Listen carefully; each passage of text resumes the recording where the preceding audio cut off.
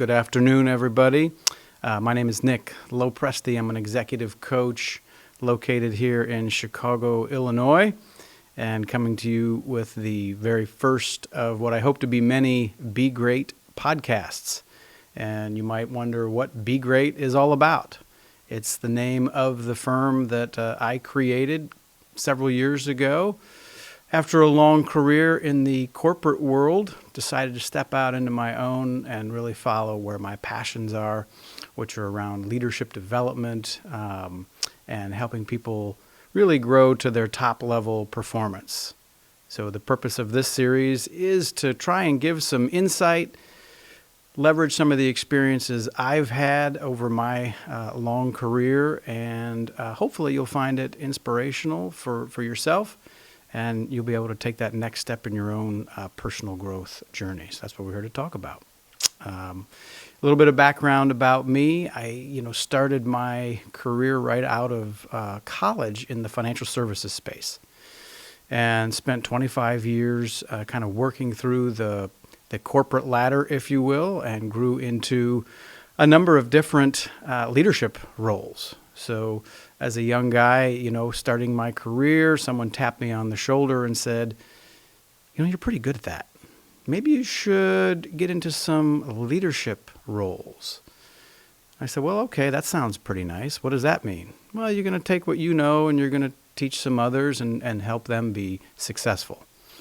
So I did that and got some success in that space. And someone tapped me on the shoulder again and said, you're doing pretty well with that in your local office, but maybe you should be in charge of a little bit of a larger territory. Okay, and so I moved around a little bit and took responsibilities in different markets around the country, and someone tapped me on the shoulder and said, you're pretty good at that. Maybe you should run a larger territory, take on an even larger leadership role. And so I did that. And at that point I was running basically a third of the country, covering the Southeast as a very big title, regional vice president. And I had a lot of people reporting to me, and we had benchmarks and metrics, and we're having lots of success. And look, I was young and feeling super good about the job I was doing. And one day I was coming back from a meeting in Ohio, and my phone rang and said, hey, the president of the company's on the phone, wants to talk to you. I'm like, this is fantastic. I'm pretty sure this is the big promotion coming my way. And so I picked up the phone, and it was the president of the company along with the HR people. And they said, Nick, we know you've been with us for 18, 19 years at that point. We appreciate all the work you've done, but today's your last day. I thought, wait a second, what are you talking about? I thought this was going to be the promotion call. And no, it was the pack your stuff and hit the bricks call.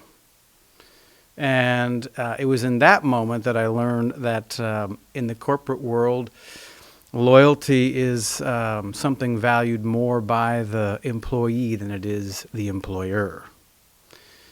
And so, what do? Now you're unemployed, you have a family, you gotta figure out what your next move is. And so my next move was, let's try the corporate thing again. Because we had so much fun the first time and had a lot of success, let's find another experience. And so I took what I considered to be a step back in terms of compensation and started sort of on a entry-level position with a competing firm. And wouldn't you know it, we start to have a little success there.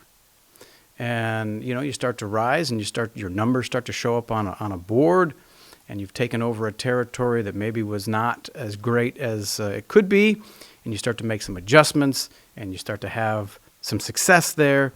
And my phone rang. And this time it was the company that had fired me several years prior. And they said, Nick, we need you back. Can you come back? Can you help us? Can you come back? We need your talent back in the game with us. The old regime was gone. We've got new people. We got to have you back. I mean, it was a tough call, but I said, you know what? That feels like home. Let's go home. So I made the tough decision to actually, on my own, made my own choice to get back with the team that had parted ways with me.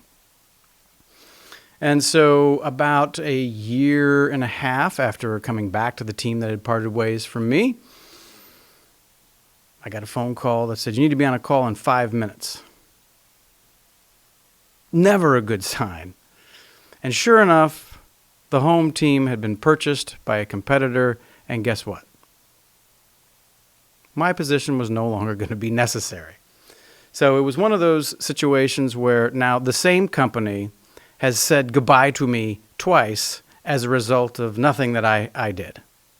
And it was in that moment that I said, you know what? I need to do what I want to do, where I'm passionate about. And it was leadership. That was the area that I was really good with in helping develop other people, helping them find where their strengths were and capitalize on that. So I started my firm, established my firm in 2019, and I said, you know what? I'm going to call it BEGR8. Because if you work with me, my goal is to help you be great. Whatever that means for you.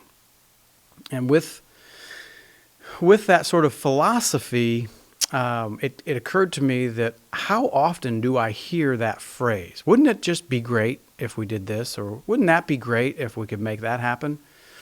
And that's what my firm is really all about. Let's figure out what's the recipe to get what you want at the either individual level or for your corporate level. And that's where I spend a lot of my time focusing with the clients that I work with.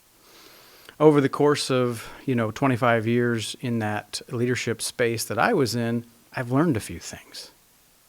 And to be able to share a little bit about that has been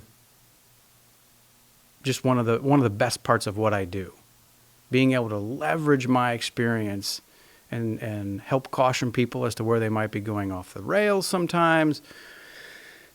And a lot of times people think about coaching as it's providing answers for people.